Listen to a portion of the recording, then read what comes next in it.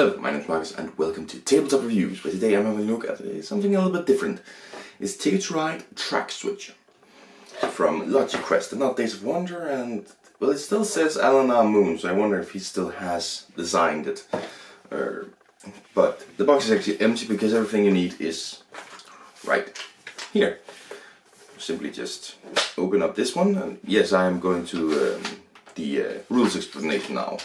So you open this up and you can then have everything in here that you need. Some rulebook, some player sheets down here, and the challenges here. Plus the trains, you have two of these, which are broken trains, train tracks, so if it's on here, you can't go past that. Then you have 5 train cards, black, yellow, green, blue and red, and you have 2 locomotives. And what you do on your turn is you take whatever card you are involved in, place it up here, and then the top one here is your setup, and your bottom one here is your solution. And just try. Ooh, that was noisy. I'm just trying to set it up like this. So that's clearly a broken track down here, and we start off with a locomotive like this, and we have the red and the yellow.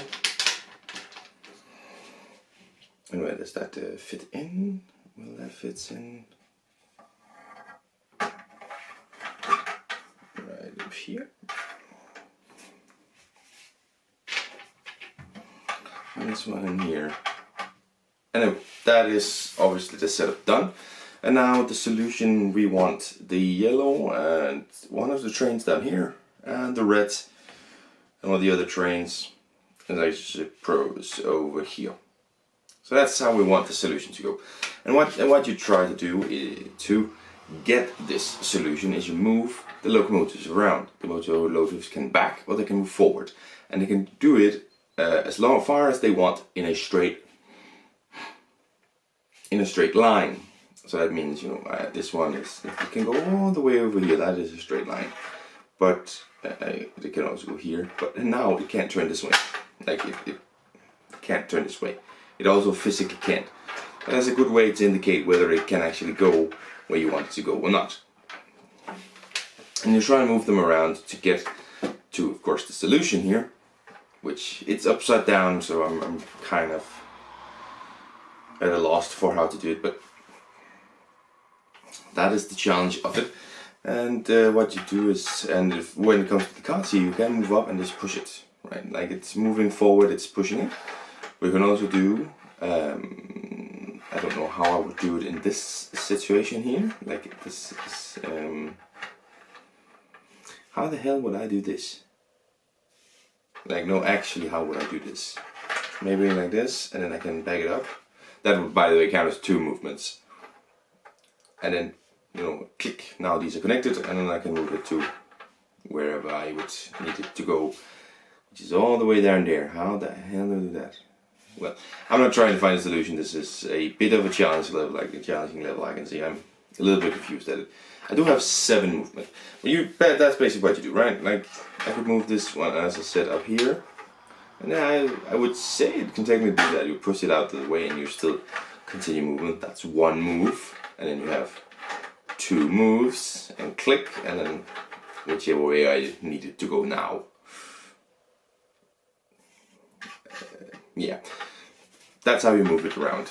And then the challenges, the levels also say what your minimum need to do of moves. In this one it's 7.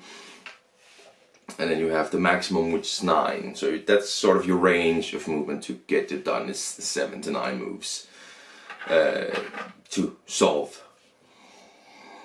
this case, which is looking a bit weird, but and that is basically how you play the game. Now, if you cannot find the solution on here yourself and you're just completely lost, there is actually a solution on the back that shows how to do it step by step. So yeah, there is also this one in the middle. Well, and that's component actually, so let's wait with that. The gameplay itself is, well, that was what I was just discussing about, and I actually find it funny. Like, it's, well, fine, I don't know if funny, but I enjoyed it. This is the 8th level, and there's a reason that is the top one, because I've reached the 8th level. I played the 7 other ones, and just kept on playing, because I actually quite enjoyed this. As a little solo puzzle to just sit down and have fun. It was very fun. Just move them around, trying to think, how do I move these around to get them to where I need them to be. Such an intriguing puzzle. There is a few things, and that's, yeah. So let's talk about components, because there isn't really more to the gameplay. That's all the gameplay, and it's simple, and it is quite enjoyable as a solo quest, the solo little puzzle. Let's talk about the component. I mean, these train cards and the broken track card stuff, they're all fine. They're very nice.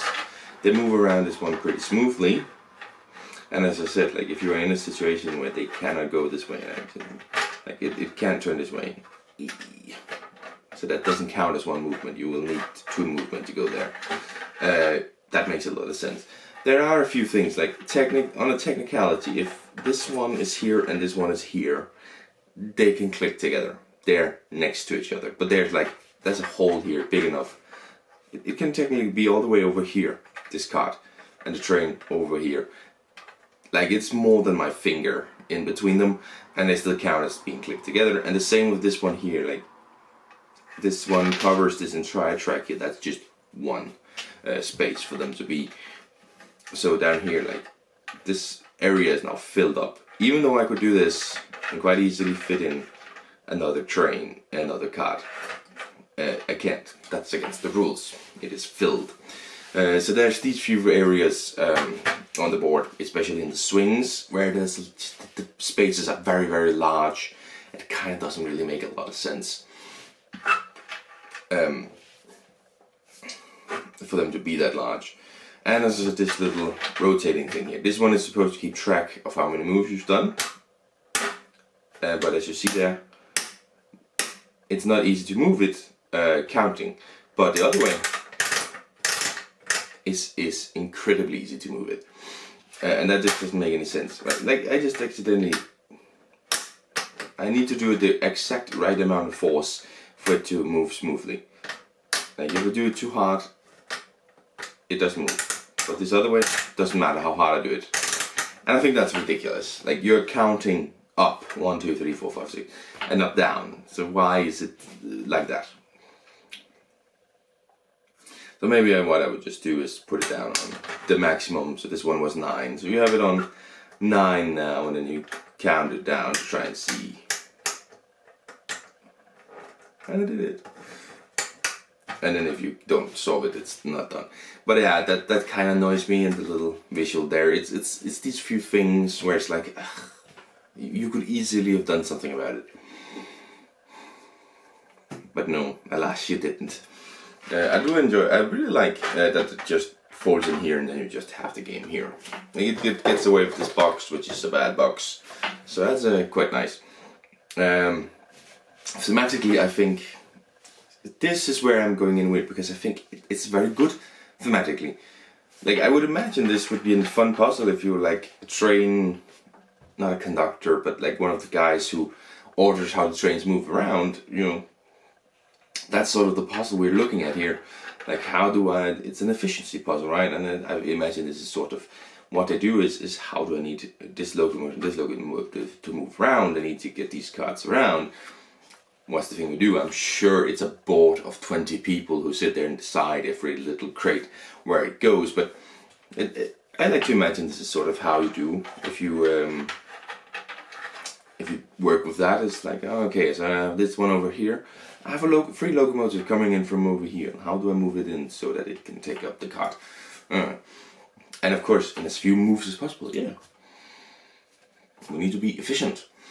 Of course, there's the part where it just drives up into it and pushes it around. I don't think I've ever heard of a train actually doing that. So yeah, probably not accurate.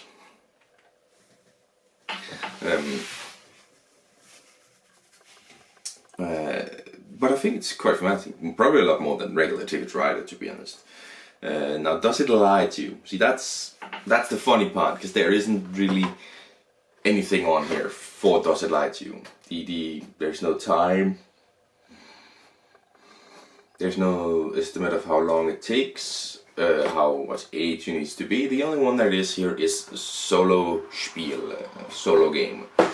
And yeah, it's a solo game. I mean, technically you could challenge someone, take one of the hard levels, and then first they do it, and then you do it, and then you see who had the least amount of moves or whatever. You could do that. But yeah, so does it like you to, I can't do here. But I can do, wait. There's actually an age, I just noticed, age 8+. I hadn't seen that one. The big 8+ on the middle of the board is an age thing. So I guess that's more based on that these are kind of small things and we don't need small children to do it. I'm not sure. Whatever. I can't see you doing, like, it's even though the simple ones are like you need to understand the movement and stuff. It would be a challenge for a young kid. But that's the fun part, I guess. But yeah, my rating for this one is going to be a 7 out of 10. I think it's a fun, enjoyable solo puzzle. But yeah, it lacks quite a bit of oomph for it to be like really, really good. And of course you have these component things that are annoying. That are quite annoying. But yeah, overall I'm gonna get a 7 out of 10, and I'm probably just gonna be keeping this one at least until I've tried most of the challenges, and maybe I'll sell it on, I don't know. If there's any value in that, I might as well just keep it maybe. So yeah, I feel like this was a nonsensical episode that really didn't stick together.